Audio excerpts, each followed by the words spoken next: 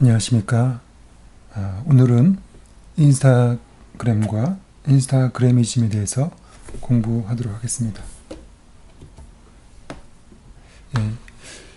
인스타그램은 여러분들이 이렇게 스마트폰에서 항상 하는 그런 소셜미디어죠.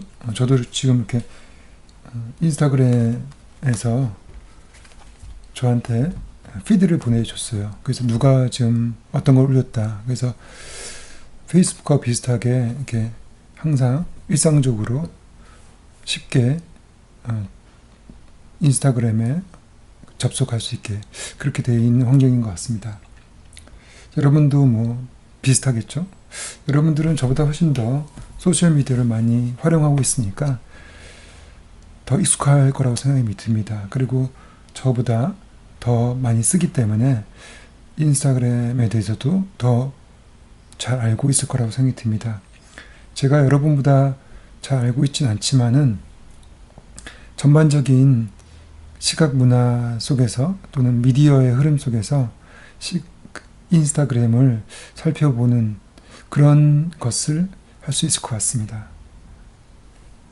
우선 인스타그램은 2010년도 케빈 시스트롬 그리고 마이크 크리거가 설립한 이미지 기반의 SNS 서비스죠. 그리고 이제 이 합성어죠. 인스턴트 카메라 그리고 텔레그램 이 두 가지의 합성어입니다.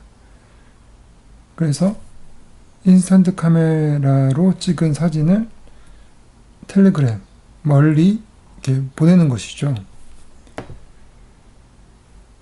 그래서 이제 나름대로 이 합성어를 통해서도 인스타그램의 특성에 대해서 우리가 알 수가 있죠.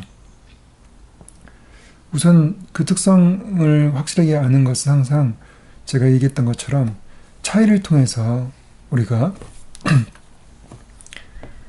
그 의미를 알 수가 있습니다. 여러분 이제 인스타그램과 대조되는 그러한 또는 비교될 수 있는 그러한 대표적인 소셜미디어가 뭐라고 생각하십니까? 저는 페이스북인 것 같습니다. 물론 지금은 이제 페이스북 회사가 인수한 인스타그램이지만은 예전에는 2010년도에는 경쟁사였죠. 그리고 2012년도에 인수가 됐는데 여튼 지금도 물론 인수가 된 상태지만은 독립된 그러한 소셜미디어 플랫폼이죠. 그래서 두 가지가 그 성격이 비슷하면은 통합이 되겠지만은 성격이 대조되기 때문에 지금 그렇게 독립된 소셜미디어 컨텐츠로 독립된 소셜미디어 플랫폼으로 지금 따로 운영되고 있는 것이죠. 우선은 가장 큰 차이점은 그 주제에 있습니다. 인스타그램은 이미지에 좀 특화되어 있죠. 근데 페이스북은 그렇지 않죠. 페이스북은 그냥 인맥 서비스이기 때문에 그 인맥 서비스 플랫폼 안에 어떠한 것들도 다 할 수 있죠. 그래서 글도 쓸 수 있고, 이미지도 올릴 수도 있고, 또 게임도 하고, 그야말로 멀티 플랫폼으로 되어 있습니다. 인스타그램도 글을 올릴 수 있지만은 인스타그램에 글을 중심적으로 올리는 사람은 거의 없다고 봅니다. 인스타그램을 하는 것은 다 이미지를 올리는 것으로 생각하고 있죠. 그리고 실제 그렇죠. 그러니까 인스타그램과 페이스북의 가장 큰 차이는 바로 그 주제에 있죠. 무엇을 다루는 주제. 그래서 인스타그램은 이미지를 특화시켜서 다루고 있습니다. 그리고 또 인스타그램은 또 익명으로 또 운영되고 있죠. 반면 페이스북은 실명으로 운영되고 있습니다. 그래서 그러한 차이가 있는데, 그래서 이렇게 특정한 주제, 사진이면 사진, 음악이면 음악, 특정한 분야만을 특화시킨 그런 SNS를 버티컬 SNS라고 또 하기도 합니다. 하여튼 인스타그램은 페이스북과 다른 좀 대조된 성격을 가지고 있습니다. 하나는 글이 중심이라면은 다른 하나는 이미지 중심. 물론 이제 블로그가 실은 소셜 미디어에서 가장 텍스트 기반의 전형적인 텍스트 기반의 소셜 미디어라고 할 수 있지만은 현재는 블로그가 페이스북 같은 소셜 미디어에 비해서 많이 이제 뒤처지거나 또 많이 사용하지 않는 그런 것이죠. 그렇기 때문에 제가 생각할 때 그 상반된 비슷한 그러한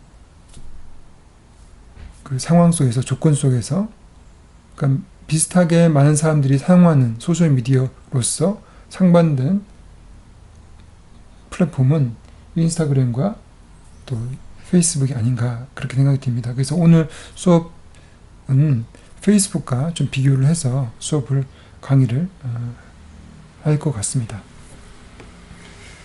다음 이제 인스타그램이 가지고 있는 특징, 또 인스타그램이 그 아주 짧은 시기에 짧은 기간 동안 급격하게 성공했던 그러한 이유에 대해서 이런 특성을 통해서 알아보도록 합시다. 아까 얘기했던 것처럼 인스타그램의 성공 요인 중에 가장 큰 것이 바로 이미지입니다. 그전에도 또 그 이후에도 인스타그램이 출시된 그 이전과 이후에도 이미지 기반의 플랫폼은 있었지만은 인스타그램처럼 성공한 그런 플랫폼이 많지는 않죠. 플리커라든지 또 핀터레스트 이런 것도 이제 이미지 기반 그런 플랫폼이고, 그리고 카카오 페이지 잘못 말했습니다. 카카오 페이지는 이제 주로 출판물이고 카카오 스토리죠. 제가 카카오 스토리를 사용한 지 오늘 오래돼가지고 카카오 스토리가 이제 또 이런 이미지 기반의 플랫폼이죠. 여러 가지 이제 이미지 기반 플랫폼이 많지만은 그 인스타그램이 성공했던 거는 여러 가지 이유가 있는데, 우선 제가 볼 때 여기 모바일 포토라는 그런 특성이 있는 것 같습니다. 이거는 예를 들어서 플리커라든지 또 블로그라든지, 블로그에도 사진 당연히 올릴 수 있죠. 그런 것들은 주로 자신이 직접 모바일로 찍어서 올리는 이런 경우보다도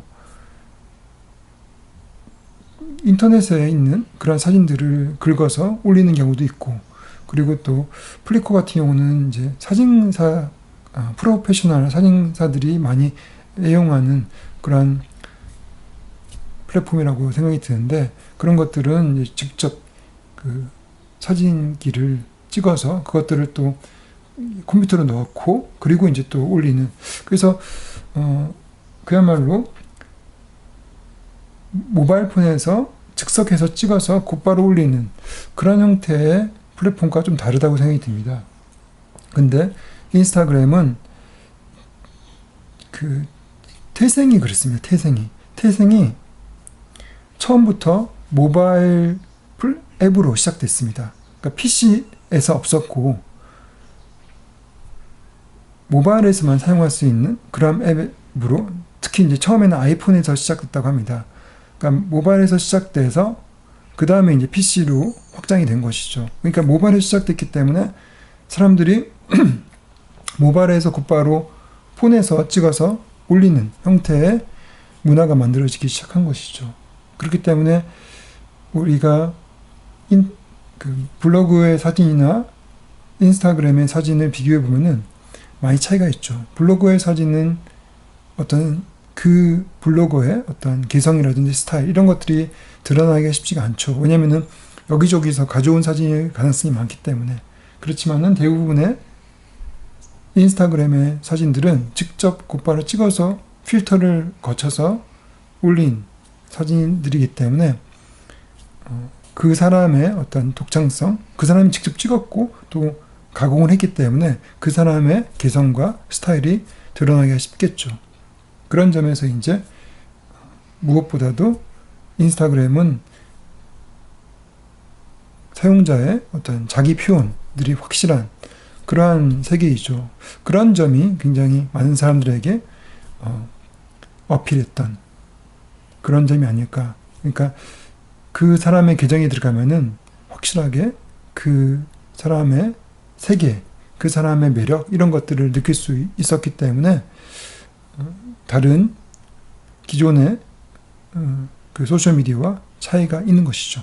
페이스북 같은 경우는 들어가도 그 사람 계정에 들어가서 특별하게 그 사람만의 색깔을 찾아보기는 쉽지가 않아요. 그렇지만은 또 왜냐면 또 글이 많기 때문에 또 그 글도 이제 여기저기서 또 가져온 글도 있고, 예. 그렇기 때문에 상대적으로 인스타그램에 비해서 좀 개성이 떨어진다고 볼 수 있는 것이죠. 세 번째 이유는 인스턴트. 그야말로 이거는 이제 모바일 포토와 연결이 되죠. 그 상황에서, 그 현장에서 일어나는 일을 곧바로 담는다라는 의미를 가지고 있죠. 그래서 그 컨텐츠의 어떠한 그 생생함, 그리고 또 그런 것들을 또 리얼리티라고 할 수도 있고, 또 다른 식으로 얘기하면은 현장성이라고도 얘기할 수 있겠죠. 그래서 그런 것들이 바로 곧바로 찍어서 곧바로 찍어서 그 인스턴트가 이제 순간의 어떤 의미도 있죠. 그 순간을 보여준다는 것. 그 순간의 그 느낌, 순간의 분위기 이런 것들을 전달한다는 그런 점도 인스타그램에 굉장히 그 인스타그램만 가지고 있는 그러한 멋진 매력이 아닌가 생각이 듭니다. 물론 이제 모바일 포토 인스턴트는 이제 비슷한 특성으로 묶을 수가 있을 것 같습니다. 이걸 같이 묶는다면은 첫 번째가 이미지, 그 다음에 인스턴트 모바일 포토로 두 번째 특성을 가지고 수 있고, 세 번째로는 이거는 이제 또 인스타그램만의 확실한 매력이죠. 인스타그램이 인기를 끈 또 하나의 이유가 바로 필터가 다양하고 그 필터가 멋졌던 것이죠. 이 창업자가, 인스타그램의 창업자 케빈 시스트롬이 이 인스타그램을 출시하기 이전에 과거에 이탈리아에서 그 공부를 했다고 합니다. 학교에서 이제 유학을 했나 봐요. 그때 이제 그 사진 수업을 들었는데 그 사진이 아날로그 필름을 현상하는 그런 수업이었대요. 그래서 필름을 현상하는데 보니까 교수가 이런저런 약품 같은 걸 주면서 그런 것을 통해 가지고 현상을 하다 보니까 색깔이 바뀌고 또 스타일도 바뀌고 뭐 이런 것들이 너무 멋졌다고 그렇게 기억을 하고 있더라고요. 그래서 시스트롬이 나중에 인스타그램을 처음에 출발시킬 때 자신이 아주 인상 깊게 느꼈던 바로 그 사진 현상에서 어떤 그런 보정을 한다거나 어떤 색깔을 준다고 하는 그러한 그런 기능들을, 그래서 사진을 더 아름답게 자기 개성에 맞게 만드는 그러한 기능들을 필터를 통해서 넣게 된 것이죠. 그리고 이것이 굉장히 많은 사람들에게, 특히 지금 새로운 세대들의 어떤 자기 개성을 드러내고 자기의 느낌을 표현하는 그런 것에 잘 부합을 해서 커다란 인기를 끌게 된 것이죠. 다음은 이제 네 번째로는 이제 해시태그라고 할 수 있죠. 해시태그가 인스타그램에서 뭐 처음 출발한 건 아니죠. 해시태그는 그 전에 트위터에서도 해시태그를 넣어서 많은 사람들에게 그 트윗을 할 수 있게끔 하는 그러한 역할을 했죠. 그렇지만은 해시태그가 또 인스타그램에서도 커다란 역할을 했습니다. 그래서 많은 사람들이 사진을 쉽게 검색할 수 있게 한다거나 또 많은 사람들끼리 동료들끼리 찍은 사진들을 공유할 수 있는 특정 해시태그를 통해서 공유할 수도 있고 그러한 재미있는 어떠한 역시 기능 또 재미있거나 또 검색 가능한 그러한 효율적인 기능이 해시태그가 있었기 때문에 또 커다란 널리 더 쉽게 인스타그램이 이렇게 확산되지 않았나 생각이 듭니다. 다음 이제 그래서 그 인스타그램에 이 어떠한 정체성을 가지고 있는지를 간단하게 그래서 정리를 하게 되면은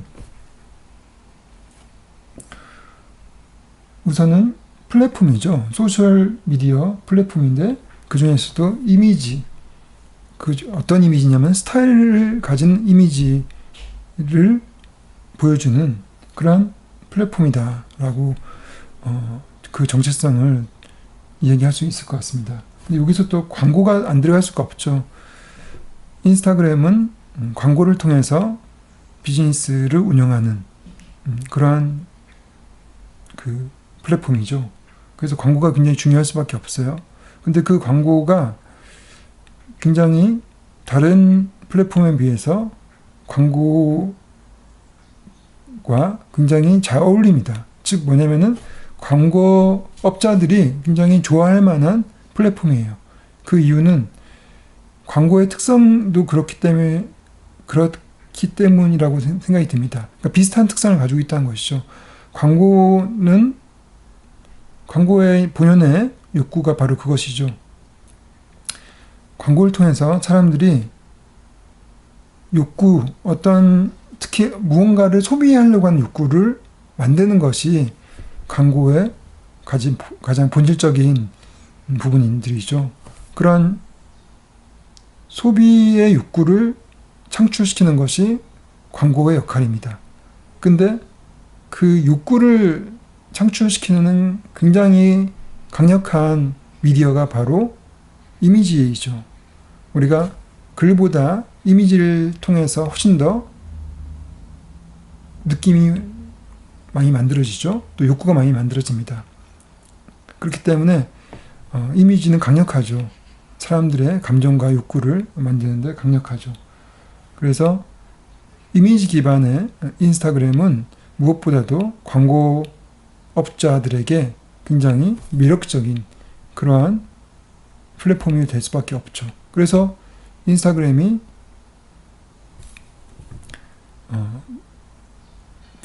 인스타그램을 당시 2조에 가까운 돈으로 인수했던 이유가 바로 인스타그램만 가지고도 어마어마한 광고 수익을 낼 수 있다는 그러한 가능성이 있었기 때문이겠죠. 그죠? 예.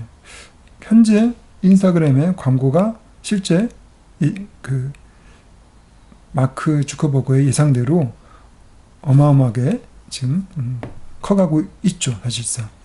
예. 그래서 인스타그램은 무엇보다도 광고에 최적화된 그런 플랫폼이 아닐까 이런 생각을 합니다.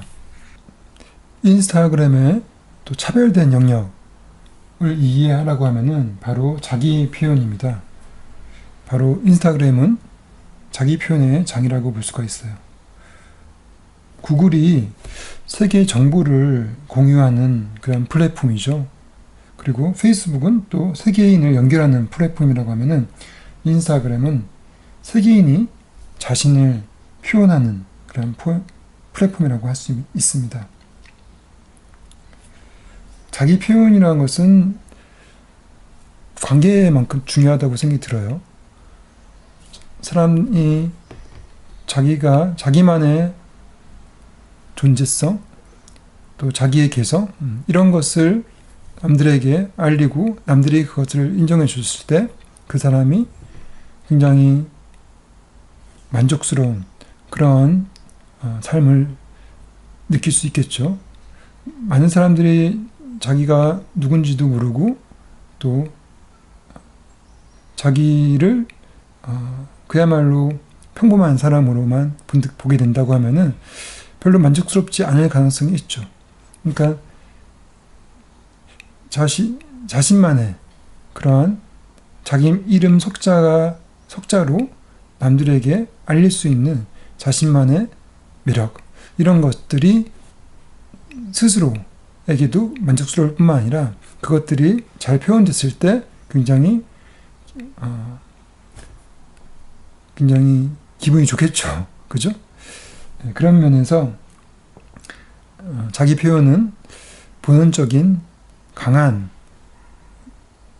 어떤 본성이 아닐까라고 생각이 듭니다. 인간의 동물과 또 다른 인간만의 강한 본성, 뭐 공작도 굉장히 아름답게 자기를 표현한다 하더라도 그거는 사회적인 것보다도 좀 생물학적인 그런 짝짓기를 위한 뭐 이런 것이라고 할 때 우리 인간의 자기 표현은 훨씬 더 문화적이고 또 이상적이거나 그렇죠. 그러니까 자기를 표현할 때 있는 그대로 표현하지는 않죠.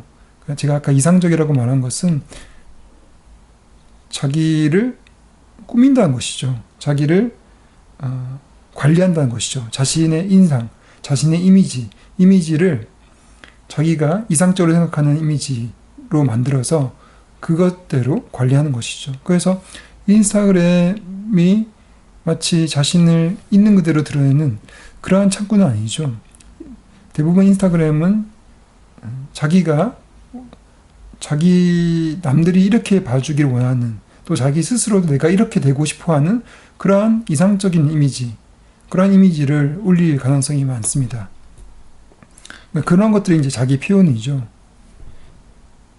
그래서 자기의 어떤, 자기가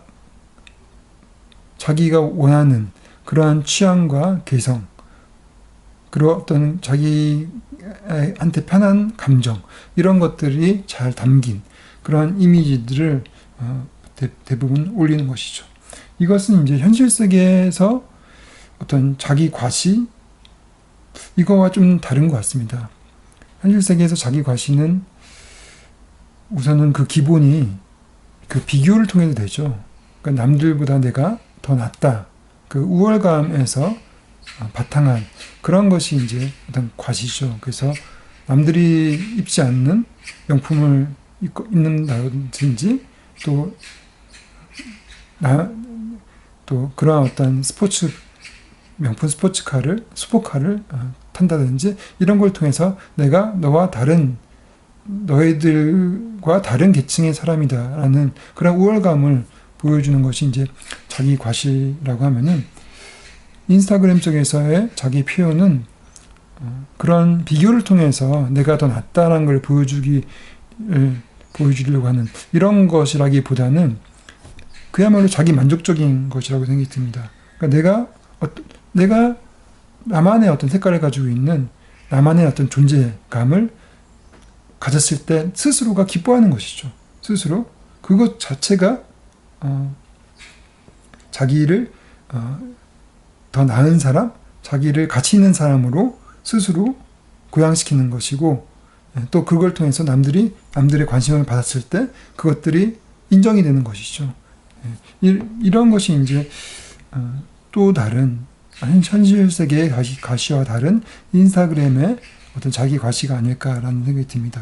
이거는 굉장히 어떻게 보면 좀 긍정적인 또 과시가 아닌가라고 생각이 듭니다. 왜냐하면 이것은 남들에게 어떤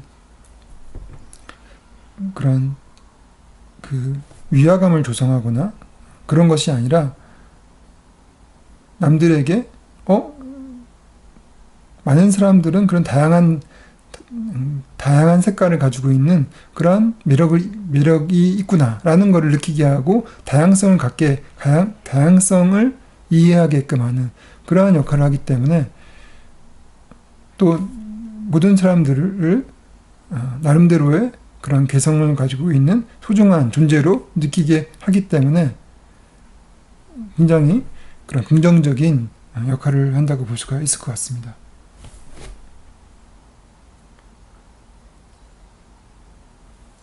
다음. 그래서 그렇게 자기 표현을 잘하는 사람들이 또 자기를 그렇게 매력적으로 잘 드러내서 남들이 그 매력에 공감하는 그러한 사람들이 영향을 끼치게 되죠. 그래서 그 영향을 끼치는 일반인들을 보통 인플루언서라고 합니다. 그죠?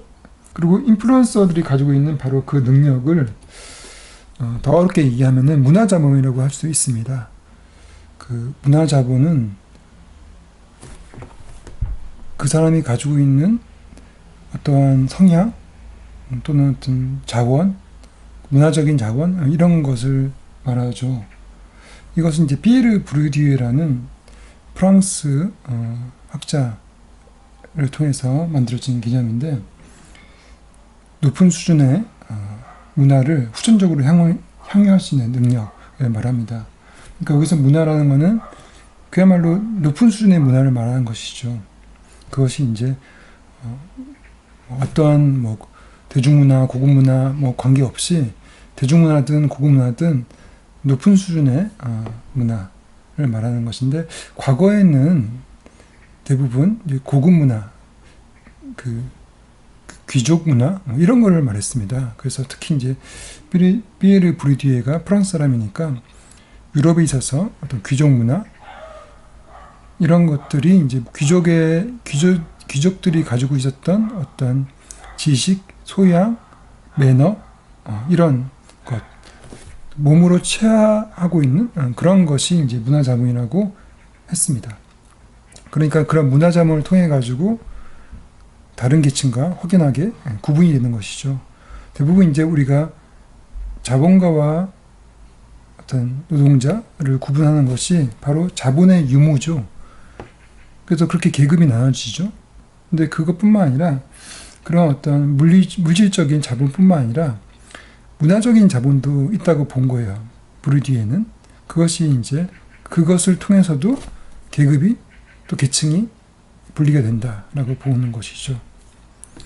근데 지금의 이제 21세기의 어떤 문화 자본은 그렇게 과거처럼 과거 유럽의 귀족 사회처럼 그렇게 명확하게 그렇게 분리되기가 쉽지 않죠. 왜냐하면 당시에는 귀족과 평민들이 명확히 구분되어 있고 평민들은 되게 아무리 노력을 한다 하더라도 문화자본을 갖기가 쉽지가 않았어요.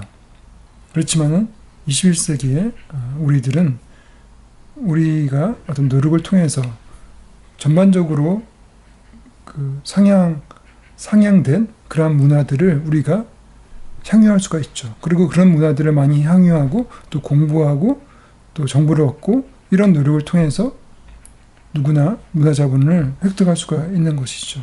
그래서 지금은 어떤 돈이 많다고 해서 또 어렸을 때부터 굉장히 귀족 같은 그런 집안에서 자란 사람만이 문화자본을 가지고 있는 것이 아니라 그야말로 인플루언서 같은 사람들도 문화자본을 가지고 있다고 볼 수가 있는 것이죠. 그러니까 인플루언서는 아까 말했던 것처럼 남들이 원하는, 욕구하는 그런 높은 수준의 어떠한 재능과 자원과 또 성향과 취향, 선호도 이런 거를 가지고 있다고 하면은 사람들이 그 사람들을 그런에게 영향을 받을 것이고 그 사람들을 추종할 것이라는 것이죠. 그래서 현대의 문화자본은 일종의 제가 볼 때는 자기 노력을 위해서 만들 수 있는 그런 것이라고 봅니다. 그래서 특히나 이제 이렇게 과거와 다르게 그 소셜미디어가 발전되면서 누구나 쉽게 미디어 역할을 할 수가 있고 또 미디어를 제작을 할 수 있고 또 어떤 미적인 것을 만들 수 있는 그러한 환경 속에서 이제는 과거에 귀족들이 향유했던 그러한 문화자본을 이제 누구나 누릴 수 있게 됐다는 것이죠. 과거 19세기 소설을 읽어보면은 어떤 아름다움이라든지 어떤 지적인 것이라든지 그런 것은 그야말로 가진 자들이 향유할 수 있는 것이었어요. 대부분의 많은 사람들은 생존이 어렵기 때문에 어떤 아까 말했던 예술적이거나 또 그 어떤 다양한 스타일의 어떤 취향 이런 것들에 관심을 갖기는 힘들었죠. 그렇지만은 지금 21세기 대부분의 어떤 중산층 정도의 그 계층에서는 쉽게 그런 예술적인 소양 또는 그런 미디어적인 능력 이런 것들을 갖출 수가 있는 것이죠. 한마디로 생존의 그 수준, 생존의 단계에서 벗어났기 때문에 생존을 해결해야 될 단계에서 벗어났기 때문에 그런 단계의 사람들은 과거 귀족들이 향유할 수 있는 것들을 선취할 수 있다는 것이죠. 예. 그러니까 인플루언서들이 이제 그런 역할을 하고 있고, 예.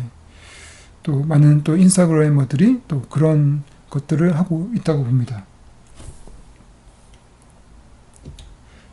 다음 이제 인스타그램을 어떤 그 시각적으로 좀 분석을 하도록 합시다. 그래서 인스타그램 로고와 또 인터페이스를 통해서 인스타그램이 어떻게 또 페이스북과 대조가 되는지 살펴보도록 합시다.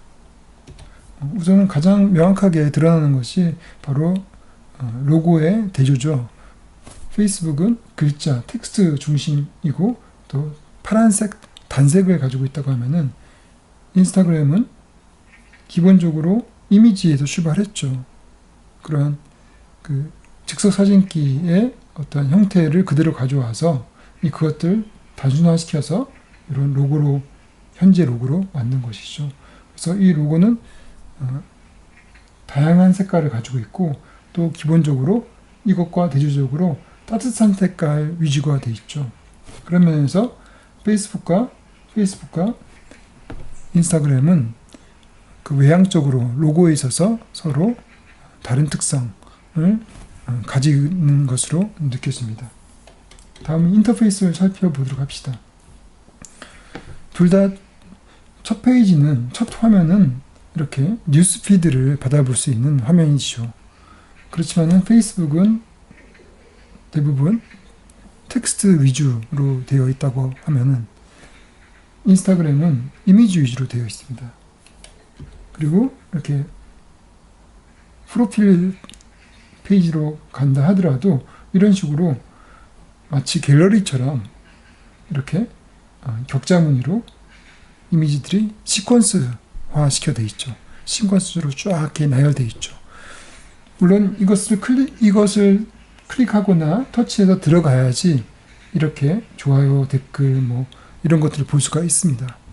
그것도 이제 댓글도 그걸 눌러야지만이 밑에 떠요. 그러니까 기본적으로 이미지를 주로 본다.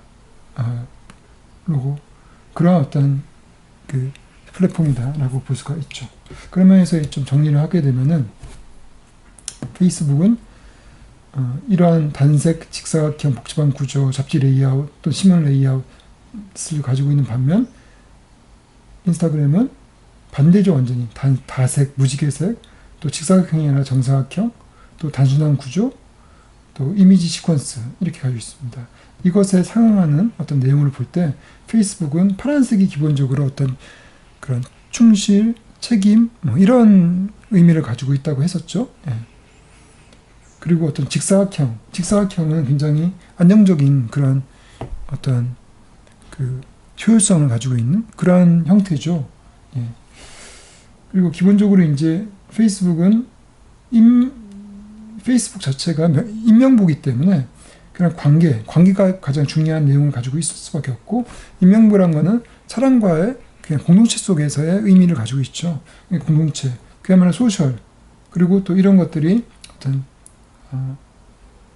굉장히 그런 잘 그러니까 안정된 기술, 깔끔하고 단순하고 직관적인 그런 기술을 통해서 운영이 되고 있어요. 비해서 이러한 표현을 가지고 있는 인스타그램에 상응되는 내용을 살펴보면은 우선은 굉장히 자유로움, 그리고 또 그 자유로움을 표현하는 이런 것들이 내용을 가지고 있죠. 그리고 그것을 표현하는 것은 바로 개인이죠. 개인의 개성, 스타일, 이런 것들이죠. 그래서 그것이 바로 미학이 될 수 있는 것이죠. 그리고 그런 것들이 어떤 창의적인 것을 기반을 하고 있습니다. 그래서 내용적으로 봤을 때도 이렇게 창의를 기반한, 또 미학을 기반한 인스타그램과 기술을 기반한 소설을 통한 커뮤니케이션, 미학을 통한 커뮤니케이션, 이렇게 확실하게 상반된 그러한 특성을 가지고 있다고 볼 수가 있는 것이죠. 그렇게 봤을 때 현재 페이스북 같은 경우는 어떤 사회자본, 그야말로 인맥을 통해 가지고 그 사람들 간의 관계를 형성해서 그걸 통해서 어떤 즐거움도 누는 것뿐만 아니라 어떤 비즈니스도 하고 또 자기의 어떤 그 성취를 확장시키는 그러한 좀 더 어떻게 보면은 그 실용적인 어떤 세계라고 본다고 하면은 이거는 자기 실현적인 세계 또는 유의적인 세계라고 볼 수가 있습니다. 그래서 왜냐면은 이제 기본적으로 이런 자기를 드러내고 어떤 자기 표현하는 것, 또 그것을 아름답게 꾸미는 것, 이런 것의 세계이기 때문에 이 세계는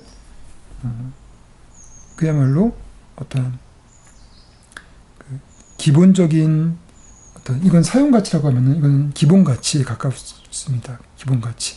그러니까 사용 가치라는 거는 뭔가 수단되는 가치라고 하면은 이거는 그 자체로 가치를 가지고 있는 거죠. 그 자체로 내가 표현하는 게 좋고, 그죠? 그러니까 어떤 관계를 통해서 뭔가를 도모하다, 이런 것이라기보다도, 물론 이제 페이스북도 관계 자체가 어떤 기본적인 가치를 가지고 있습니다. 관계 때문에 내가 외롭지 않고 이런 것도 있지만은, 하나는 또 관계를 통해서 어떤 수단적인 어떤 도구적인 어떤 특성도 있죠. 그거에 반해서 인스타그램은 좀 더 어떤 기본 가치에 충실하지 않나. 물론 이것도 이제 그런 걸 통해서 경제적인 가치를 도출한다면은 또 도구적인 가치가 될 수 있겠지만은, 그거는 이제 특별한 인플루언서들이 하는 어떤 그런 단계고, 대부분 사람들은 그냥 자기가 재밌어서 자기 글을 올리고 자기 이미지를 올리고 그야말로 어떤 유의적이고 또 자기 실현적인 그러한 세계라고 또 볼 수가 있습니다. 그런 면에서 이제 사람들이 이 현대 동시대 세계 속에서 많은 사람들이 예전 그런 귀족들이 추구했던 그런 어떤 미적인 세계, 미학적인 세계, 이런 것들을 일반인들도 다 추구하고 있지 않나, 또 그걸 통해서 자기 삶을 풍부하게 만들고 있지 않나, 이런 생각을 갖기도 합니다. 만약 그런 세계가 더욱더 확장이 된다면은 당연하게 페이스북만큼 인스타그램도 널리 그렇게 확장될 가능성이 많은 것이죠. 다음은 이제 인스타그래미즘에 대해서 공부를 하도록 하겠습니다. 여러분, 이제 인스타그래미즘은 한 번도 들어본 적이 없을 수도 있을 것 같습니다. 어떤 양식이죠. 레프 마노비치라는 그런 뉴미디어 학자입니다. 그래서 뉴미디어의 언어라는 굉장히 유명한 책이에요. 또 소프트웨어가 명령한다, 그런 유명한 책을 쓴 학자입니다. 이 학자가 자기 연구소에서 2012년도부터 2015년도까지 16개 도시, 세계 16개 도시에서 거기서 활동하는 인스타그램 사용자들의 사진들을 이렇게 수집을 해가지고 분석을 했어요. 그래서 수천만 장의 어떤 사진을, 또 이미지를 분석을 해서 나온 결과 인스타그래미즘이라는 것이 존재한다. 그러니까 인스타그램 그 세계의 많은 도시의 사용자들이 가지고 있는 올리고 있는 그런 이미지의 어떤 공통된 것들을 발견하다 보니까 그 공통된 어떤 시각적인 양식이 있다는 것이죠. 그러한 시각적인 양식이 마치 큐비즘이라든지 초현실주의라든지 이러한 양식처럼 미술 양식과 유사한 그런 것이 있다는 것이죠. 그것이 바로 인스타그래미즘입니다. 이 사진은 이제 인스타그램 사진은 아니죠. 우리가 보통 과거에 찍었던 그런 일상사진이라고 볼 수가 있는데, 여러분들도 다 여러분 어렸을 때 또는 여러분 부모 세대들의 어떤 사진 앨범들을 보게 되면은 이런 사진이 들어있죠. 여러분의 인스타그램에는 이런 사진이 없을 거예요. 뭐 유사한 사진이 있어도 이러한 가족들끼리 막 찍은 사진들은 별로 없죠. 대부분 여러분 사진들은 친구들하고 찍었죠. 대부분. 그리고 이렇게 아주 이렇게 정형화된 사진이 아닐 수도 있죠.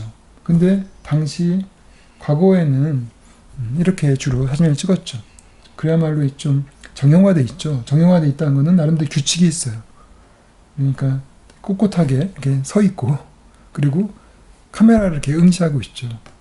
그리고 이날이 대부분 특별한 날이죠. 어떤 생일이라든지 아니면은 어떤 특정한 장소를 방문했을 때 그런 걸 기념하기 위해서 찍은 것이죠. 그리고 또 당시에는 사진을 찍는다는 것이 그렇게 일상적이진 않았어요. 왜냐면 항상 이렇게 스마트폰을 이렇게 들고 다니면서 찍는 그런 시대도 아니었고, 사진기를 들고 다니기도 힘들었고, 그리고 필름도 돈이 들었고, 필름 한 통에 24방인데 그게 뭐 3, 4천 원 했었기 때문에, 그리고 또 그걸 또 현상을 해야 돼요. 현상료가 또 있습니다. 그러니까 이제 사진을 찍는다는 것은 특별한 때 일어나는 일이었죠. 그러니까 일종의 사진 찍는다는 것은 뭔가 새로운 일상적인 일이 아니라 특별한 일이 되는 것이죠. 마치 이것은 뭐하고 비슷한 거라고 생각이 드냐면은, 그야말로 이런 사진을 찍는 그런 관습, 이런 관습이라는 것이 갑자기 뚝 떨어져서 나타난 것은 아니겠죠. 그 전에 어떠한 관습이 연결되겠죠. 그런 관습은 제가 느끼기 때는 바로 그 전에 사진이 나오기 전, 제가 이제 사진 초창기에는 사진을 찍을 때 사진 한 방 찍는데 한 20분 정도 걸렸다고 했었죠. 그럼 20분 동안 이렇게 포즈를 취하고 있어도 돼요. 그러니까 뭔가 그거는 초상화 찍을 때, 초상화를 그릴 때 모델로 서 있는 거와 아니면 앉아 있는 거와 비슷하겠죠. 그러니까 이제 당시 초상화 앞에 있는 그런 사람, 그런 사람의 문화에서 관습에서 연결됐을 거라고 생각이 듭니다. 그리고 그 사진을 찍는 것과 초상화를 그리는 것이 또 비슷한 목적을 가지고 있죠. 둘 다 남기는 것이죠. 기록을 남기는 거. 그러니까 나라는 그 주인공, 그 초상화 속의 주인공은 결국은 죽을 수밖에 없죠. 사라져요. 역사 속에 사라지게 되죠. 시간 속에 사라지게 되죠. 그렇기 때문에 자신의 존재를 남겨야 되는 거죠. 인증을 해야 되는 것이죠. 내가 언제 여기에 살았다라는 것을 남겨야 되기 때문에 초상화를 그렸다고 봅니다. 즉 지금은 누구나 카메라를 들고 스마트폰으로 찍기 때문에 그렇게 나를 기록하고 재현하는 것이 어려운 일은 아니죠. 일상적인 일이지만은, 과거에는 그렇게 초상화를 그리지 않으면은 아무도 우리 조상이 어떻게 생겼는지 알 수가 없는 것이죠. 그리고 그 사람이 살았던 그 장소가 어땠는지도 알 수가 없는 것이고, 사진이 없던 시절은 그림을 그리는 수밖에 없겠죠. 그죠? 그래서 이제 그야말로 재현이죠. 재현. 그때 뭐가 있었다는 것을, 그때 그 사람이 어떤 사람이었다는 것을, 또 그 사람이 어떻게 어떠한 공간에서 살았다는 것을 인증하는, 증명하는, 기록하는 그러한 재현이죠. 그래서 그 재현의 문화가 사실상 쭉 내려오면서 또 이 사멸하는 어떤 인간의 어떤 존재를 나름대로 딱 고정시켜서 시간 속에서 박제화시켜주는 그러한 목적을 가지고 있는 것이 초상화이고 또 사진이었어요. 근데 그런 문화에서 연결돼서 일상사진도 마찬가지죠. 일상사진의 목적이라는 것이 그냥 인증을 하는 것이죠. 기록을 하는 것. 그런 것이죠. 그러니까 특별한 주제를 가지고 있죠. 대부분. 도대체 이 사진이 무슨 사진이지? 그걸 알아야 돼요. 그냥 의미 없는 사진은 찍지도 않았고 또 그렇게 우연찮게 찍었더라도 그냥 버렸어요. 이게 뭘 찍은 거야? 하고 버렸다는 것이죠. 그러니까 버리지 않은 사진 남아서 이렇게 앨범 속에 들어가 있을 수 있는 사진이라는 것은 특정한 주제를 드러내고 어떤 이야기를 드러낼 수 있는 그러한 사진을 말하는 것이죠. 그러니까 사진이라는 것은 그야말로 재현의 수단이었던 것입니다. 재현이 어떠한 표현보다 더 무엇보다 중요한 것이죠. 어떠한 주제, 스토리를 드러내는 것이 무엇보다 중요했던 것이죠. 그렇기 때문에 그거는 그런 것을 한다는 것은 일상적인 것이 아니었기 때문에 나름대로 의례적인 것이었죠. 그러니까 마치 사진을 찍을 때도 우리가 사진을 딱 찍는다고 하면은 뭔가 몸이 마치 예전에 초상화 앞에 서 있는 그런 사람처럼 탁탁 이렇게 모델처럼 서 있을 수밖에 없고 표정도 진지한 표정을 짓고 그죠?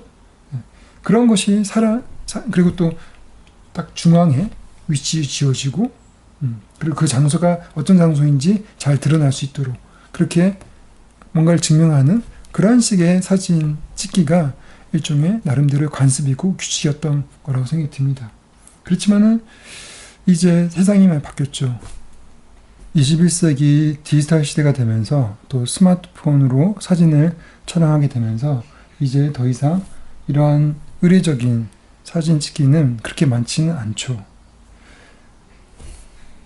차라리 이런 사진이 더 많을 수 있을 것 같습니다. 이거는 이제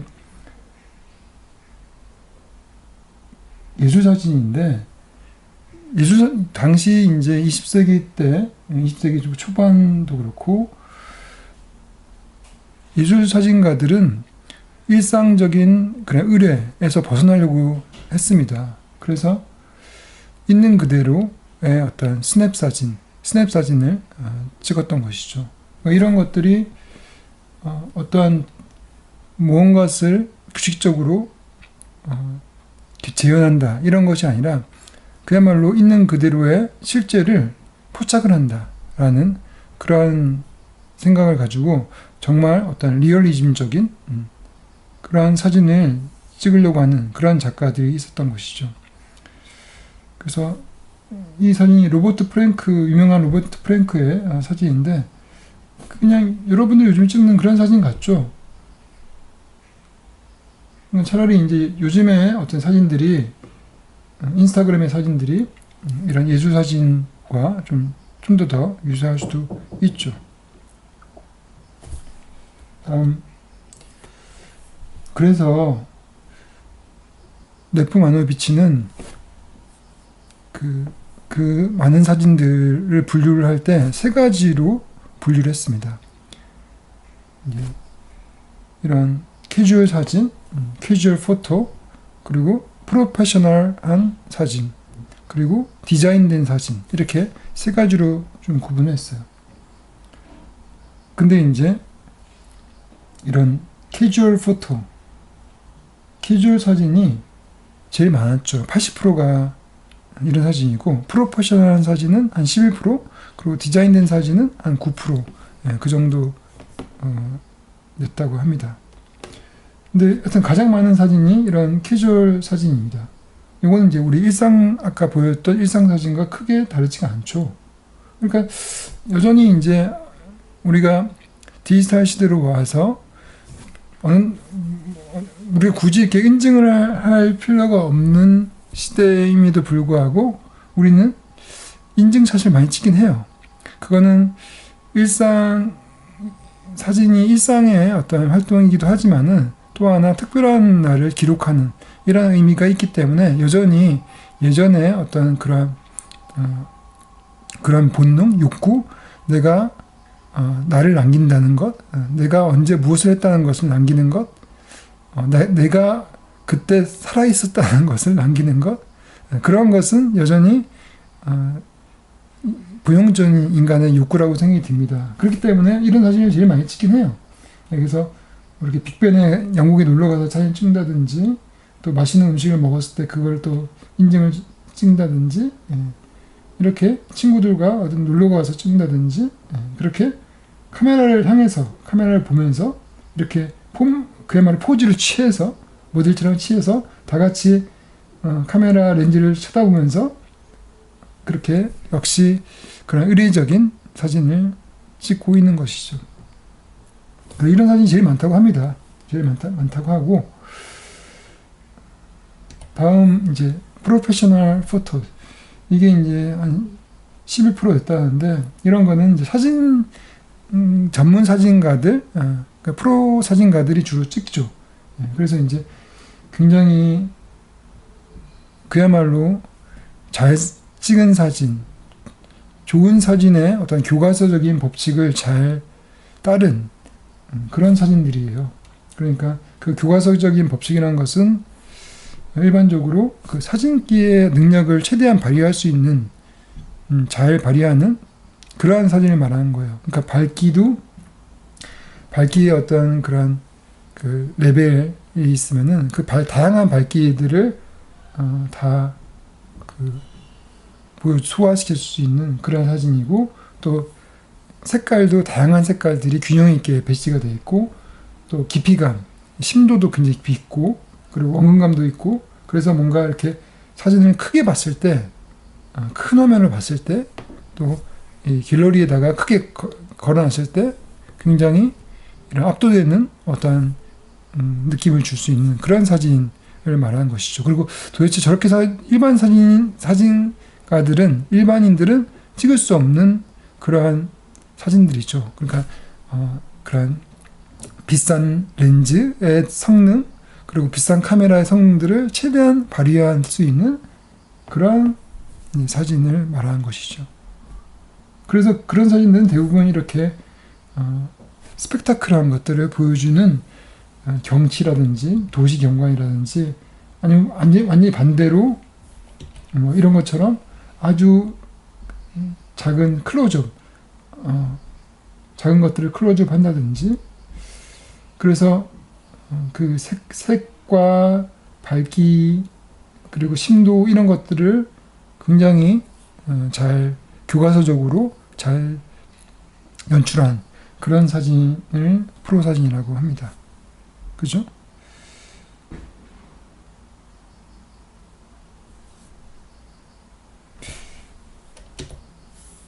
그리고 난 다음에 이제 9% 정도 되는 것이 디자인된 사진. 그러니까 이제 많지는 않아요. 많지는 않지만은 이런 사진이 앞선 캐주얼 포토와 프로페셔널 포토와 확실하게 차별된 그런 사진이라고 보고, 또 마노비치 입장에서 이 사진이 기존에 우리가 찍지 않았던 그런 사진, 그러니까 이제 새로운 사진이죠. 새로운 그 어떤 예술의 양식을 보여줄 수 있는 그런 사진이라고 합니다. 그래서 뭔가 좀 다르긴 해요. 우선은 일상 사진, 그 캐주얼 포토와 다른 점은, 캐주얼 포토처럼 이렇게 의례적으로 이렇게 카메라를 쳐다본다든지, 또 그 사람만 중심으로 한다든지, 뭔가를 인증을 한다든지, 기록한다든지, 그런 목적이 없어요. 특별한 목적이 없죠. 그죠?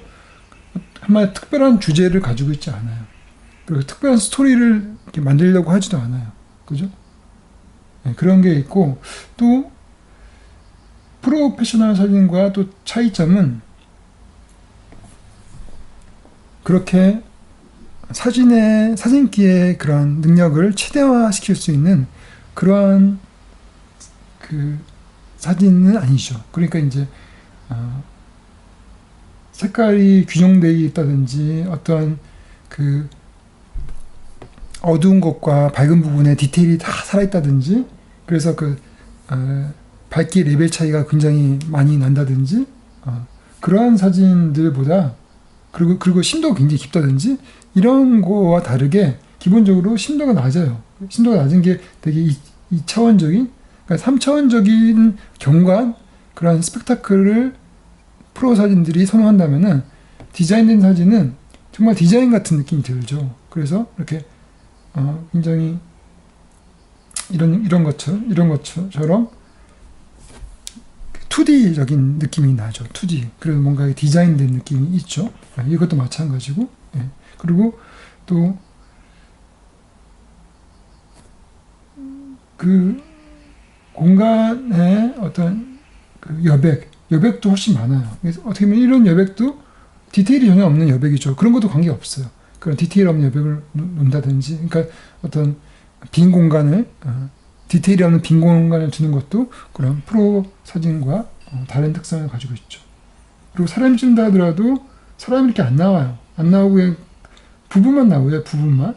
손만 나온다든지, 나온다 하더라도, 전체가 나온다 하더라도 이렇게 다른 방향을 가리키고 카메라를 쳐다보진 않아요. 이런 것들이 확실하게 차이가 있는 것이죠. 이런 사진들을 이제 디자인된 사진이라고 얘기하는데, 이런 것들은 사실은 갑자기 또 뚝 떨어진 것이 아니라 이것도 나름대로 다 기존의 어떤 그 문화를 재매개한 이런 것이겠죠. 그러니까 제가 예전에 미디어라는 거는, 새로운 뉴 미디어라는 거는 기존 미디어의 재매개라고 한 것처럼 문화도 똑같죠. 과거 새로운 문화가 있다면 그 문화가 갑자기 뚝 이렇게 하늘에 떨어진 것이 아니라 기존 문화가 확산이 됐다거나 기존 문화를 차용했다거나 재매개했던 이런 것을 말하는 것이에요. 그러면 어떤 것을 재매개 또는 그것을 모방을 하고 차용을 했냐 하면은 21세기의 사진이라면 20세기, 특히 뭐 1920년대부터 어떤 20년대 사진, 디자인, 모더니스트들의 어떤 예술에서부터 온 것이고, 또 40년대, 50년대 뭐 신문사 사진이라든지 광고 사진, 또 패션 사진, 그리고 그때의 어떤 디자인, 그래픽 디자인도 그렇고 그런 디자인들, 이런 다양한 요소들을 이렇게 가져온 거예요. 그래서 그런 콘텐츠들이 혼합된 것이죠.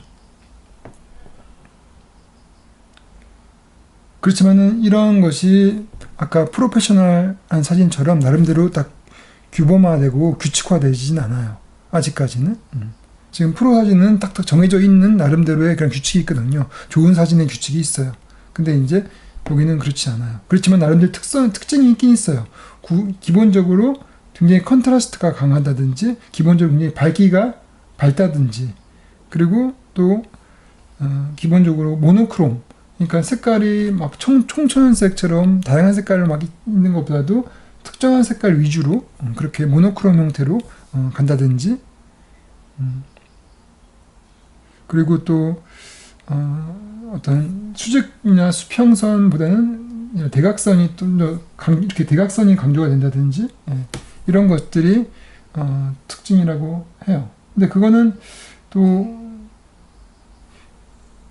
아까 프로 사진이 굉장히 크게 현장을 해서 뭐 갤러리 같은 데서 본다든지 아니면 큰 디스플레이에서 본다든지 하는 그런 성격을 가지고 있다면은, 이 인스타그램의 사진 같은 경우는 우리가 스마트폰 굉장히 작은 액정을 통해서, 디스플레이를 통해서 보잖아요. 그러니까 그런 스펙타클한 경관, 이런 것이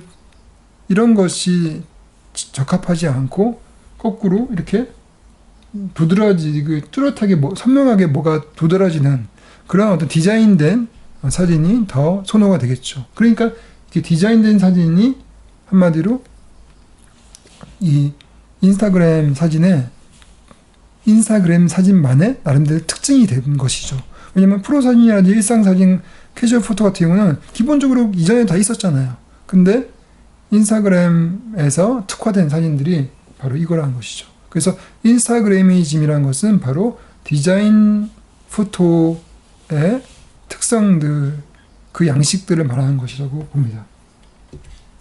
근데 그 양식은 어디서부터 또 왔냐면은, 아까 이제 20세기의 어떤 프로들의 사진, 또 예술가들의 디자인, 그런 것도 이제 상업 사진, 상업 디자인, 이런 거에서 왔다고 제가 얘기했죠. 근데 또 이제 동시대에 있어서 영향을 받아준 것이 바로 킴포크라는 그러한 개간지입니다. 잡지죠. 이 개간지는 2011년도에 출범을 했어요. 그 미국 북서부에 있는 작은 도시인 포틀랜드에서 만들어진 그런 개간지인데, 이것이 우리나라에서도 지금 한글로도 나오고 있어요. 나오고 있고, 또 전 세계적으로도 이 개간지가 좀 소비되고 있다고 합니다. 근데 이제 킴포크는 이제 가까운 사람들 이런 뜻이죠. 그래서 이제 어떤 친구들, 가족들이 모여서 어떤 관계 짓게 하는 이런 것을 나름대로 의도를 했어요. 그러니까 친구들과 좋은 시간을 갖고 즐거운 일상을 얻는, 그야말로 행복한 시간을 갖는 이런 어떤 것이 나름대로의 킴포크의 그 잡지의 의도라고 합니다. 근데 이제 여튼 그런 세계를 넣는 것이 예전과는 다르다는 것이죠. 예전처럼 특정한 주제를 드러낸다든지 특정한 스토리를 지향한다든지, 그래서 그 주제를 효율적으로 드러내기 위해서 뭔가를 이미지를 만드는 것이 아니라 그런 게 없어요. 특별한 주제도 없고 특별한 스토리도 없어요. 그냥 어떻게 보면은 어떤 물건, 그리고 어떤 사람의 어떤 동작, 포즈, 그리고 그것이 그냥 그 세계의 일부가 되는 것이죠. 그 꼭 얘가 주인공이라고 볼 수가 없는 거죠. 주인공이 볼 수도 없고, 그리고 또 어떤 물건도 약간 디자인된 형태, 그리고 그것이 뭔가 심미적인, 아름다운 이런 것들을 또 지향하는 것이죠. 그리고 기본적으로 어떤 이런 빈 공간의 어떤 힘, 이런 것들이 또 세련된 어떤 디자인, 이런 것들이 이 킴포크 잡지 이미지의 또 특성이라고 할 수가 있습니다. 그래서 이제 이런 식으로 많은 인스타그래머들이 킴포크 잡지를 또 하나 소재로 해서 이렇게 사진들을 많이 찍고 올린다고 합니다. 예. 그 킴포크의 어떤 그 욕구, 킴포크의 어떤 방향이라는 것은 그야말로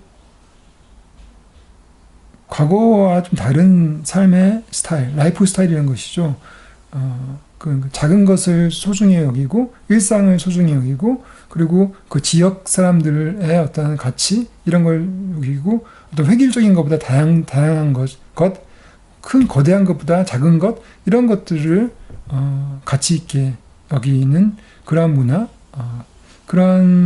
그리고 이제 그런 걸 추구하는. 그래서 예를 들어 여행을 간다 하더라도, 과거의 여행이라는 것은 그야말로 내가 어디를 가봤다, 그리고 최대한 많이 가고, 그래서 어떤 패키지 관광들이 있다는 것이죠. 패키지 관광, 그래서 가서 사진 찍고 또 움직이고, 이렇게 해서 어떤 그 삶 속에서 내가 느끼고, 즐기고, 그 소통하고, 이런 것보다는 뭔가를 목적지향적인, 내가, 유럽, 12개 국가를 가봤다, 12개 국가의 어떤 도시를 다 가봤다라는 어떤 목적지향적인, 획일적인 그런 어떤 여행이 아니라, 그야말로 그 장소에서 그 사람들과 그 지역 사람들의 문화를 느끼고, 그 사람들과 소통하고, 거기서 좀 오랫동안 좀 살아보고, 그야말로 일상 속에서 뭔가 느끼는 어떤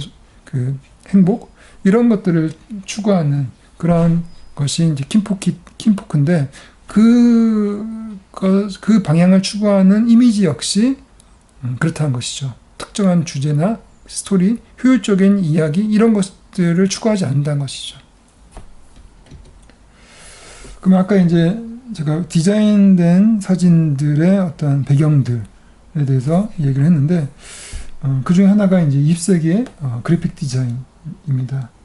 이건 66년도에 그 그래픽 디자인인데, 보신 것처럼 굉장히 강한 콘트라스트가 있죠. 디자인되어 있고, 그리고 이제 색깔도 제한되어 있고, 또 기하학적인 모양, 그리고 어떤 두꺼운 선도 좀 두껍죠, 그죠? 두꺼운 선, 폰트도 두껍죠, 그죠? 두꺼운 선, 또 그것과 굉장히 대칭되는 굉장히 얇은 선, 또 대칭된 색깔, 또 구도도 딱 대칭 구도는 아니고 비대칭 구도가 돼 있죠. 예. 그리고 또 반복되는 요소, 이런 것들이 이제 20세기의 기본적인 디자인의 어떤 스타일이라고 합니다. 네, 이런 것에서 또 많이 맞죠. 그렇지만은 이제 또 다르기도 해요.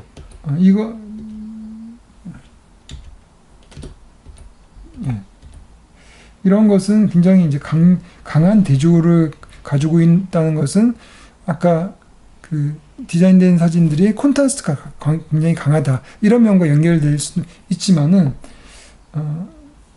이거는 이 굉장히 크기가 크고 작은 그런 어떤 차이, 그걸 통해서 20세기는 뭔가 내용을 효율적으로 전달하는 것이 있다고 하면은, 디자인된 사진에는 뭔가를 꼭 전달할 것도 없어요. 그런 주제가 없기 때문에 뭔가 효율적으로 그렇게 강렬하게 전달하려고 하지도 않아요. 그러니까 차라리 이렇게 상반된, 크기에 확실한 상반된 디자인보다는 그 미묘한 차이를 통해서 그때 그 순간의 느낌을, 그 분위기만 만드는 것이죠. 그런 차이가 또 있습니다. 그리고 또 1910년대, 40년도 그 시기에 모더니스트들의 예술, 뭐 상업사진, 이런 사진들에서 또 연결될 수도 있는 거죠. 그래서 이러한 디자인이라든지 사람을 찍는다 하더라도 이런 식으로 얼굴 없이 그야말로 그 세계에 몰입되어 있는, 그 세계에 살고 있는 그러한 사람의 스냅 사진을 찍는다든지, 이런 식으로 어떤 물건이 주인공이죠. 물건이 주인이어서 그 물건이 나름대로의 어떤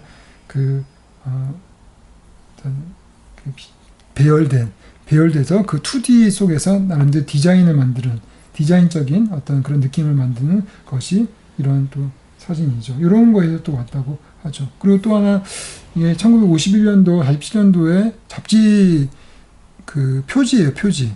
그러니까 잡지 표지는 또 기본적으로 멀리서도 눈에 확 잘 띄게끔 하는 그러한 디자인을 가져야 되잖아요. 그러니까 굉장히 도드라지고, 또 배경과 그 앞에 배경과 피사체 간에 확실한 그런 어떤 컨트라스트, 색깔의 컨트라스트가 있어서 그 배경으로부터 피사체가 도드라지게끔 하는 이런 것이 이제 당시 잡지 표지의 특성이라고 했는데, 지금 인스타그램의 사진 역시 이러한 것들을 차용하고 있다는 것이죠. 인스타그램 사진이 기본적으로 되게 작게 보이기 때문에 이런 식으로 딱 도드라지게 보이는 그런 사진이 더 어울리겠죠. 그래서 디자인된 사진이 이러한 과거 잡지 표지의 어떤 디자인으로부터 온 것으로 볼 수가 있습니다. 그래서 이제 디자인된 사진을 이렇게 보시게 되면은 전반적으로 이 색깔도 하나의 모노크롬, 하나의 색깔에 어떤 통일되는 그러한 또 경향이 있죠, 그죠? 이거는 전반적으로 이제 붉은 계열로 이렇게 통일이 되어 있고, 그리고 사진들이 나름대로 이렇게 시퀀스를 가지고 있어요. 예. 그리고 어떤 명확한 정보 전달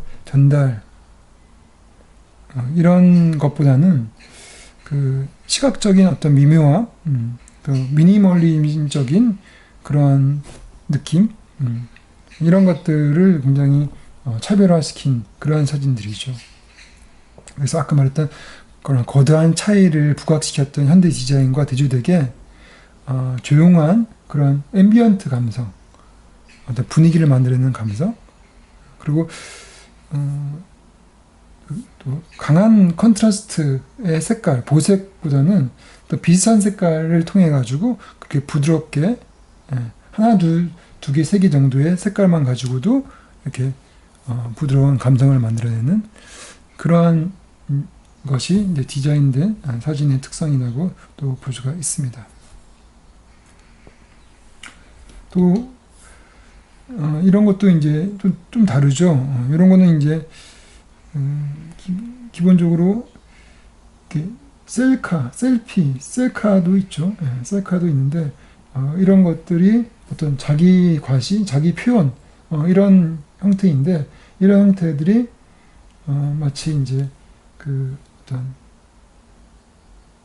그 기존의 어떤 그 일상 사진과 좀 다르죠. 다르게 자신의 어떤 무대에 있는 주인공처럼 보이죠. 그러니까 한마디로 이 디자인된 사진의 세계의 인물들은 그 세계에 푹 빠져 있어요. 그 세계의 인물이라는 것이죠. 그러니까 이제 일상 사진 같은 경우는 사실 인물이 카메라를 딱 정면으로 응시하자마자 그 세계에서 벗어나는 것이죠. 나는 그 세계의 사람이 아니라, 그죠? 그 세계 밖으로 나와서 그 세계를 내가 어떻게 보면은 통제하는 그러한 사람이죠. 그러니까 내가 그 세계의 주인이고 중심이 되는 것이죠. 중심이 되는 거죠. 그 뒷세계는 그냥 일종의 배경이 되는 거예요. 배경이고 그 배경을 그 배경 속에 내가 주인공으로 있는 것이죠. 그러니까 항상 기존의 일상 사진들은 어떻게 보면은 그 인간 중심적인 세계관을 가지고 있다는 것이죠. 인간이 중심이고 그리고 나머지들은 배경이 되는 것이죠. 근데 이런 사진들, 지금 이런 사진과 이 사진과 이런 사진, 이런 것들은 그 인물이 그 세계의 부분이에요. 그리고 그게 몰입돼 있어요. 몰입돼 있기 때문에 그 세계 사람이기 때문에 그 인물이 카메라를 쳐다볼 수가 없는 것이죠. 우리 마치 자연의 일부처럼 그렇게 돼 있는 것이죠. 그렇게. 그래서 이렇게 셀카를 찍더라도 카메라를 바라보지 않죠. 그죠? 그냥 내가 이 세계에 푹 빠져져 있는, 몰입되어 있는, 그러한 인물이 되는 것이죠. 그러니까 인간 중심이 아니라, 또 인간 관점에서 세계를 보는 것이 아니라, 그러니까 예전에 이제 일종의 르네상스 시대 때 그 관찰자 시점으로 세계를 1인칭 시점으로 세계를 바라보는 거. 그러니까 인간이 바라보는 세상, 인간의 시선으로 세상을 바라보는 것이 바로 원근법적인 세상이라고 합니다. 그러니까 그런 세상이 계속 연결되는 것이 일상사진의 세계이기도 하죠. 그래서 일상사진의 세계 속에서 인물이라는 것은 그 사람 관점에서 세상을 보고 그 사람 관점에서 그 세상을 이해하는 것이죠. 그래서 내가 어디서 빅벤 앞에서 사진 찍었다면 내가 중심이고 내가 본 빅벤이 되는 것이죠. 그 세계 속에 내가 중심이 되는 것이죠. 그렇지만 이러한 사진들은 내가 중심이 아니라 나는 그 세계의 그냥 일부가 되는 거예요. 그러한 차이가 있는 것이죠. 그리고 그래서 그 관점이라는 것도 인간 중립적이고 하나의 관점이 아니죠. 하나의 관점. 또 관점이 특별하게 없어요. 그냥 앰비언스, 그 분위기가 중요하고 그 시간에, 그 순간에 어떤 무드, 느낌 이런 것들이 포착되어야 되는 것이죠. 그리고 이런 것들도 이제 어떤 공간 자체가 이렇게 빈 공간들이 많죠. 빈 공간들이 많고 인물들도 이런 식으로 하나의 그러니까 일부로 그 들어가 있어요. 그러니까 사물과 인간이 그냥 대등해요. 어느 게 더 중심이고 중심이 없어요. 중심이 없는 또 인간 중심에서 벗어난 그러한 세계죠. 그리고 또 그거는 뭐냐면은 인간의 이성으로부터 세계를 바라보는 그런 이성 중심에서부터 또 벗어난 것이고, 그러니까 탈이성, 탈중심, 탈인간 또 이런 것이 되는 것이죠. 그리고 어떻게 보면 또 탈문자가 될 수도 있어요.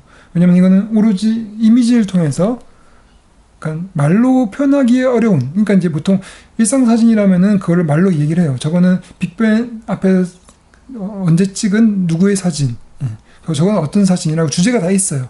그걸 또 대부분 우리가 앨범에 사진을 넣게 되면은 이렇게 글로 써요. 그 사진을 정의하는 글을 쓴다는 것이죠. 그렇지만은 이런 디자인된 사진에는 글로 표현할 수 없는 그런 무드 분위기를 만들기 때문에 특별하게 이게 어떤 주제다, 어떤 사진이다라고 글로 쓰기가 힘들어요. 그러니까 글이 그 이미지를 좌우하지 않다는 거죠. 그리고 글로 표현할 수 없는 그런 또 다른 세계를 또 얘기하고 있다는 것이죠. 그러니까 문자 중심 세계에서 벗어난 거예요. 일상 세계, 우리가 일상 사진은 과거 문자 세계의 연장이라고 볼 수가 있어요. 다 이름을 붙이기 때문에 사진을 찍고 거기다가 글씨를 보통 써요. 특히 폴라로이드 사진을 딱 찍은 다음에 이거 쓰죠. 이거 무슨 사진이라고 딱 쓰죠. 그러면 그 말로 그 사진이 어떻게 보면은 규정이 된 것이죠. 근데 여기서는 규정되지 않는, 그런 문자로 규정되지 않는 세계를 보여준다는 것이죠. 그러니까 그야말로 이미지 중심의 세계죠.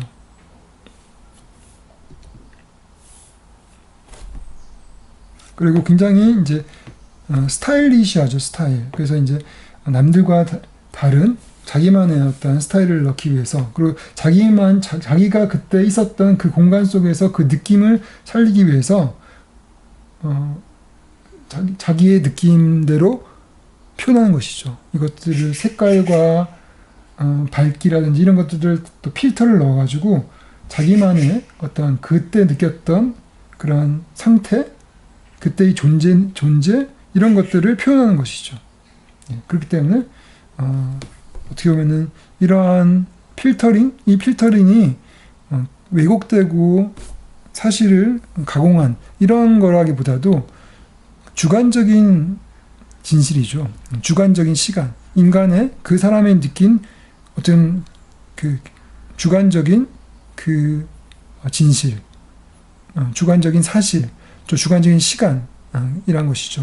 그러니까 아까 과거에 찍었던 그 일상 사진 같은 경우는 주관적인 시간이 아니라 객관적인 시간이죠. 언제 어디서 누구라는 그런 객관적인 시간 속에 주인공이 되는 것인데, 이거 같은 경우는 그야말로 어떤 주관적인 시간이죠. 그래서 그런 것들도 다르죠. 그러니까 그 주관적인 시간과 객관적인 시간, 어느 게 더 진실하다 볼 수 없고 둘 다 진실한 것이죠. 하나는 우주의 시간이고 하나는 인간 개인이 느끼는 체험하는 그런 시간. 근데 우리가 체험하는 시간이 우주의 시간보다 더 진실하지 못하고 그건 가짜다라고 볼 수가 없잖아. 사실 우리한테 의미 있는 거는 우리가 체험하는 시간이 더 의미가 있는 것이죠. 우주의 시간은 우리가 모르고 지나가도 돼요. 그렇지만은 우리가 느끼는 체험하는 시간, 주관적인 시간이 우리 삶을 좌우하는 거게 되는 것이죠. 그러니까 정말 중요한 시간을 찍는 거예요. 정말 중요한 시간을 찍는 거죠. 근데 이것이 그래서 그 시간은 내가 주관적인 시간이기 때문에 그 주관적인 느낌과 감정이 들어갈 수 있는 이런 필터링을 해도 그것이 그 시간을 있는 그대로 보였다고 얘기할 수 있는 것이죠. 그죠? 이거는 각기 다른 시간, 사람에 따라 다 다른 것이죠. 이 아파트에 사는 사람이 이렇게 느끼는 사람이 있고 또 다르게 느끼는 사람이 있는 것이죠. 굉장히 밝고 아름답게 느끼는 사람이 있고 굉장히 답답하고 이렇게 감옥같이 느끼는 사람도 있을 것이고, 그러면 각각이 다른 두 개의 세계가 있는 것이죠. 실제 사람마다 다 세계가 다른 것이죠. 무한한 세계가 있는 것이죠. 그러니까 그런 다양한 세계를 인정을 할 수밖에 없는 것이죠.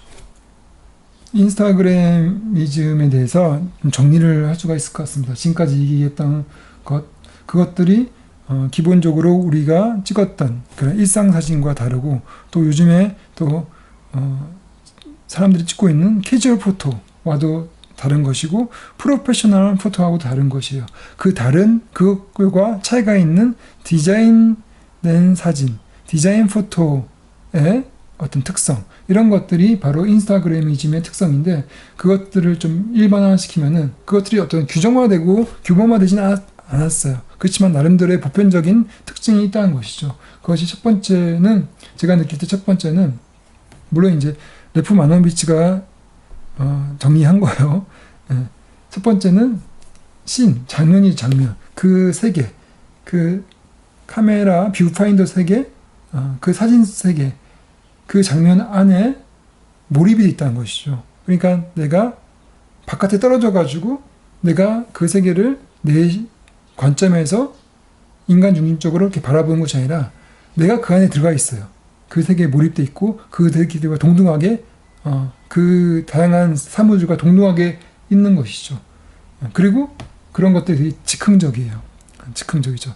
즉흥적으로 그런 분위기, 특별하게 주제나 스토리를 갖지 않아요. 그런 것들이 첫 번째 특징이고, 그러면 그 반대가 이제 프로페셔널하고 일상사진 또 그 캐주얼 포토들의 특징이죠. 그 프로들 사진도 그렇고 일상사진도 그렇고 다 사진사의 관점, 그 사진사의 관점에서 바라본 세계예요. 그러니까 그 세계, 그 나머지 세계가 대상화되는 것이죠. 대상화. 그래서 그것을 나름대로 증명한다든지 거기 주제를 만든다든지 거기를 그냥 아름답게 만든다든지 특정한 규칙대로 그거와 다른 것이죠. 그리고 그건 다 인위적으로 뭔가 계획된 것이죠. 그렇지만 이것은 물론 계획도 될 수도 있는 부분들 디자인을 하기 때문에, 그렇지만 전반적으로 즉흥적인 그때 그 순간의 느낌을 살리는 그 즉흥적인 분위기가 굉장히 중시돼요. 그리고 사람을 찍을 때도 비관습적인 얼굴과 몸, 그러니까 아까 말했던 관습적이라는 것은 의례적인 것이죠. 그냥 카메라를 쳐다보고 똑바로 서 있고, 그리고 항상 얼굴이 중심에 돼 있고 거기에 포커스가 맞고 나머지는 다 배경이 되는, 몸이 다 나와 있고 이런 관습적인 그런 얼굴과 몸이 아니라 그것을 반대하는 거죠. 그걸 거부하는 것이죠. 사진을 그렇게 찍는 것이 아니라 사진은 그냥 내가 그냥 다른 거와 일부로서 잘려진다든지 일부만 나온다든지 내가 그 세계를 쳐다보고 있다든지 내가 카메라를 쳐다본 것이 아니라 그 세계에 내가 빠져가지고 그 세계를 바라보고 있다든지 이런 형태의 사진이 많다는 것이죠. 그리고 그런 것들이 대부분 이 작은 카메라, 작은 이런 액정 디스플레이에서 봐야 되기 때문에 우선은 경치라든지 이러한 스펙타클한 그런 사진보다는 디자인되고 잘 드러나고 그러한 그 컨트라스트가 강한 도드라진 배경과 피사체 간의 컨트라스트가 강해서 도드라진 이러한 사진이 더 적합하다는 것이죠. 그리고 플랫 레이라는 것이 바로 그죠. 2차원적으로 디자인된 형태. 그래서 평면에다가 이렇게 배열하는 거예요. 이렇게 뭐 손도 배열할 수도 있고, 뭐 찻잔도 배열할 수도 있고, 꽃도 이렇게 배열할 수도 있고, 이렇게 배열해가지고 사진을 찍는 것이죠. 그런 것들은 이제 플랫 레이라고 하는데, 일반적으로 잡지 사진에 많이 들어있는 것이, 그 잡지 사진 속에서 레이아웃으로 많이 잡는 것이 플랫 레이라고 합니다. 그래서 플랫 레이 사진이 많아요. 그리고 어떤 인스타그램 사진이라는 것은 사진 하나가 중요한 것이 아니라 그것들이 나름대로 전체의 어떤 스타일 속에서 들어가는 것이죠. 그리고 그 전체는 나름 시퀀스화 돼 있어요. 그래서 이렇게 세 장, 또 밑에 3장 이렇게 다 합해서 뭐 9장이 탁 한눈에 보일 때 그 9장이 나름대로의 그런 동일한 시퀀스를 가지고 있고 어느 하나 반복되지 않고 그렇지만 나름대로 그 각각의 어떤 세계를 또 가지고 있는 것이죠. 그런 스타일과 시퀀스를 굉장히 중시 여긴다는 거죠. 어떤 사진이 아무리 이쁘다고 하더라도 다른 사진과 시퀀스의 흐름 속에서 맞지 않으면 그 사진을 넣지 않는다는 것이죠. 그래서 자기의 스타일을 확실하게 만드는 것, 그것이 또 인스타그램 이미지의 특성이라고 합니다. 그리고 여기서 말한 상반된 것들의 혼합, 이런 거는 뭐냐면은 그야말로 인스타그래머들은 과거의 어떤 20세기의 사람들처럼 뭔가를 그렇게 구분 짓고 또 대조시켜서 어느 한편이 되고 이렇지 않다는 거죠. 그러니까 예전에는 내가 예술 사진을 찍는 사람은 사진을 찍는다고 하면 상업 사진을 되게 멀리하고 배척하고 또 내가 굉장히 인공적인 거를 좋아한다고 하면은 나의 것을 별로 안 좋아하고 내가 나의 것을 좋아한다면은 인공적인 걸 별로 안 좋아하고 그렇게 뚜렷하게 그리고 내가 좀 고급 문화를 취향한다면은 대중문화를 싫어하고 그러니까 대중문화와 고급 문화가 분리되어 있는 그런 상반된 것들이 존재했었는데 지금의 인스타그래머들은 그런 것들에서 크게 편견을 갖지 않고 다 가져온다는 것이죠. 그리고 그걸 혼합시킨다는 것이죠. 그러니까 상업적인 것도 좋으면은 그냥 아무 편견 없이 가져오고 그리고 예술적인 것들이 좋으면 또 그걸 가져오고 그리고 그것이 또 개인적인 것도 가져오고 기업적인 것도 가져오고 또 나의 것이든 조약적인 것은 그것들에서 그것들을 적절하게 혼합시킨다는 것이죠. 그래서 그런 거를 통합을 시키는 그런 세계. 그래서 그런 세계이기 때문에 좀 더 어떻게 보면은 창의적이고 그리고 이질적인 것들을 쉽게 수용하는 다양성을 인정을 하고 어느 한쪽 패거리 문화 어떤 한쪽을 또 지향하는 것이 아니라 그야말로 다양한 세계에 개방되어 있는 소수적인 것도 개방되어 있고 다수적인 것도 개방되어 있고 그리고 어느 하나의 성향에 표현되에 따르지 않는 이런 것이 이제 인스타그래미즘의 어떤 양식이다라고 이제 얘기합니다. 에스테틱 소사이어티 이거를 뭐 미학 사회 또는 미적 사회 뭐 이렇게 얘기할 수 있을 것 같습니다. 이거 역시 이제 레프 마노비치가 만든 용어인데 우리가 보통 현대 사회를 지식 사회라고 하죠. 한마디로 지식이 일종의 생산의 중심이 되는 그런 사회가 되는 것이죠. 그리고 노동자도 지식 노동자가 중심이 되고 그런 사회인데 마노비치는 그것을 좀 다른 식으로 얘기합니다. 지금의 뭐 디자이너들, 공간 디자이너, 모델, 사진가들, 건축가들 그리고 또 인스타그램을 하는 사람들 그리고 또 어떤 미디어 제작자들 또 미디어 편집자들 그런 창의적인 일을 하는 사람들 그런 사람들이 지식 노동자이기도 하지만은 또 하나 그걸 다른 말로 하면은 미적 노동자, 미학 노동자라고도 부릅니다. 왜냐하면 그 사람들이 어떤 부가치를 창출하는 것이 단지 지식 가지고 하는 게 아니잖아요. 그야말로 그 사람들의 어떤 매력, 그 자기의 어떤 능력을 통해서 아름다운 어떤 스타일을 만든다거나 아름다운 표현을 한다든지 이런 걸 통해 가지고 사람들에게 사람들을 많은 소비를 하게끔 만들고 그죠? 많은 소비를 하게끔 만드는 그래서 그걸 통해서 경제적인 이익을 창출하는 그런 사람들이 바로 지식 노동자라기보다도 미학 노동자 또 미적 노동자라고 부르는 것이죠. 그러니까 지식만큼 그런 미학적인 부분이 또 중요하다는 것이죠. 그래서 그런 것을 통해서 경제적인 이익이 발생되는 사회, 그런 것들이 중시되는 사회, 그리고 그러한 노동자들이 많은 사회를 미학 사회, 또 미적 사회라고 불렀습니다. 그리고 그것은 앞으로 점차적으로 확장되지 않을까라는 생각이 듭니다. 제가 아까 얘기했던 것처럼 과거에 이런 미학 사회는 정말 존재했었겠죠. 귀족 사회 내에 그것도 소수의 취향을 가지고 있는 소수의 문학이라든지 또 심미적인 것들 좋아하는 예술이라든지 이런 걸 좋아하는 소수의 어떤 사람들이 살롱에 모여서 그런 것이 이제 소규모의 미학 사회였다고 하면은 지금은 전 세계적으로 중상층 이상의 특히 디지털 세대들이 자기 자신의 어떤 디지털 기기들, 미디어를 잘 활용해 가지고 스스로 그런 아름다움과 자기만의 어떤 색깔, 그런 문학적이고 예술적인 것들을 추구하고 그런 걸 즐기는 세계. 이런 세계가 이제는 보편화된 것이죠. 보편화. 그렇기 때문에 그것이 하나의 사회로서 우리가 보편적인 사회로서 얘기할 수 있게 된 것이죠.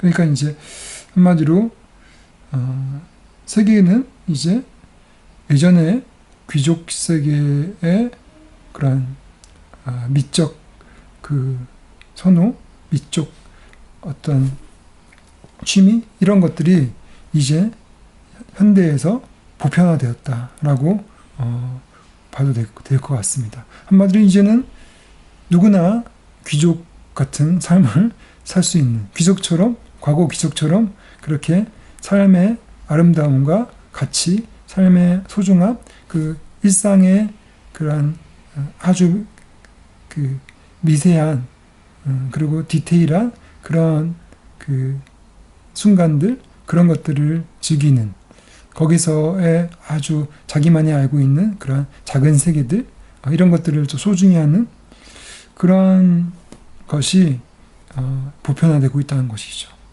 그러니까 획일적인 세계에서 벗어났다는 것이죠. 과거에 하나의 이즘이라든지 하나의 어떤 정치적인 목적이라든지 아니면은 오로지 생존수단이라든지 오로지 돈을 벌기 위한 그러한 어떤 획일적인 사회에서 벗어나서 그야말로 다양한 그런 가치 그리고 그 취향, 예술적인 그런 분야 이런 것들이 대중화되고 일반화되는 그리고 그걸 그 속에서 또 가치가 만들어지고 경제적인 가치도 만들어지는 그런 세계가 이제 미적 사회 또 미학 사회라고 할 수도 있을 것 같습니다. 그래서 이런 미학이라는 것은 이제 과거에는 그냥 예술의 속성에 끝났겠죠. 귀족 사회에서는 그냥 그 사람들은 이미 돈이 많은 사람이기 때문에 예술이라는 것은 그런 생산수단, 생산력, 생산활동과 관계없는 그냥 유한마담이 하는 그런 행동이었다면 지금은 그것이 돈이 되는 것이죠. 그게 산업이 되고. 그래서 요즘에 많은 일종의 문화산업이라는 것들이 각광을 받고 있죠. 문화산업이라는 것이 그 예전 귀족의 유한마담이라든지 그런 그 부르주아지들만 그냥 즐기는 이러한 세계가 아니라 모든 사람들이 그걸 통해서 즐기면서 거기서 경제적인 부가 창출되는 그런 산업으로서의 미학이 되는 것이죠. 그래서 미학이라는 것이 예술의 속성을 뛰어넘어서 이제는 산업과 상품의 속성으로 변해가고 있다고 볼 수가 있어요. 그러니까 여러분들이 앞으로 미디어 제작, 미디어를 잘 활용하는 것은 그걸 또 굉장히 취향 있게 또 스타일리시하게 여러분만의 어떤 매력을 넣어서 잘 사용하는 것은 그리고 그걸 통해서 많은 사람과 소통을 하고 그걸 통해서 또 경제적 이익을 창출하는 것은 그야말로 여러분들이 엄청난 문화 생산 수단을 가지고 있는 사람이 있다고 보는 것이죠. 지금은 단지 예전처럼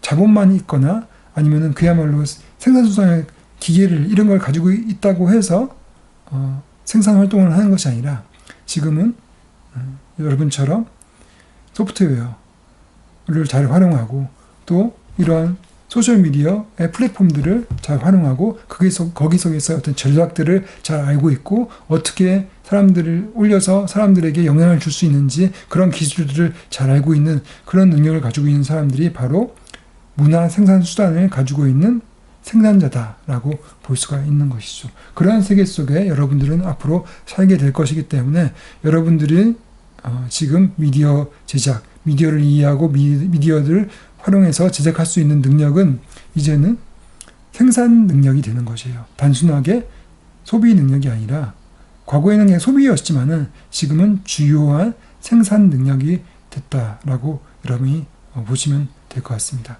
그러니까 굉장히 중요한 것이죠. 예, 오늘은 인스타그램을 중심으로 해서 또 사회가 이렇게 변했다는 것을 알려드리면서 수업을 마치도록 하겠습니다. 감사합니다.